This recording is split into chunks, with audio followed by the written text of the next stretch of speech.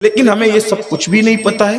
ہم صرف ولیوں کو چادر گھاگھر عرس لنگر کی حد تک جانتے ہیں، اس سے زیادہ ہم نہیں جانتے اللہ والوں کو ولیوں کو.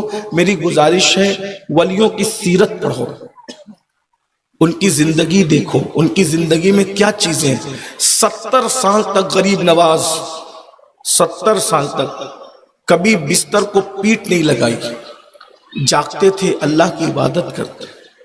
آپ کا حجرہ جہاں آج کل آپ کا مزار بنا ہے، اسی حجرے میں رات و دن عبادت میں مصروف رہتے تھے. بلکہ جب آپ دنیا سے جانے لگے تو آپ نے رجب کا چاند دکھنے سے ہی اپنا حجرہ بند کر لیا تھا، کسی سے نہیں ملا. پھر ایک رجب کے بعد آپ کسی سے ملاقات نہیں کی. رات دن اللہ کے ذکر کی آواز آتی تھی، ذکر ذکر ذکر. جب ذکر کی آواز آنا بند ہو گئی حجرے سے تو لوگوں نے حجرے کا دروازے پہ دستک دی، دروازہ نہیں کھلا تو دروازہ جو وہ توڑ دیا گیا.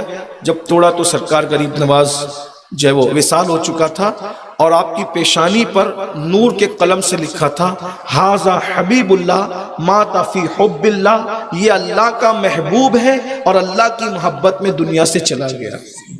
صوفیہ کہتے ہیں کہ جس دن سرکار غریب نواز رضی اللہ تعالیٰ دنیا سے گئے ہیں، خواب میں بڑے بڑے ولیوں نے دیکھا کہ حضور اکرم صلی اللہ علیہ وآلہ وسلم اجمیر شریف کی گلیوں میں چل رہے ہیں. تو عرض کی یا رسول اللہ آپ اجمیر کی گلیوں میں چل رہے ہیں؟ فرمایا ہاں میرے بیٹے معین الدین کو میں لینے آیا ہوں.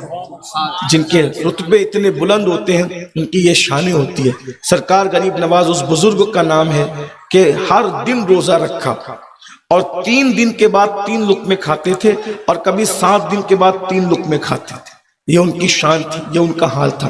مرتبے جس کو بھی ملے عبادت کی وجہ سے ملے، مرتبے جس کو بھی ملے تلاوت کی وجہ سے ملے، مرتبے جس کو بھی ملے خدمت خلق کی وجہ سے ملے.